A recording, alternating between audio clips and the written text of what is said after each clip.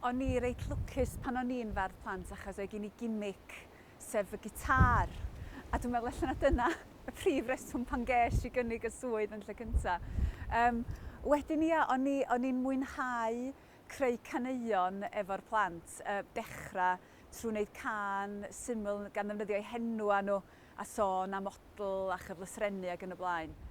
Dwi'n cofio un digwyddiad arbennig.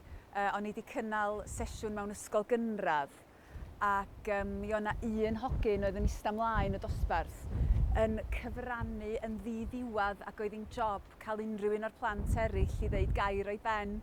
Ac ar ddiwedd y sesiwn, hwyliog a difyr, o'n i'n sgwrsio fo'r athrawes a dyma fi'n deud, oedd na hogyn disglair yn y blaen na.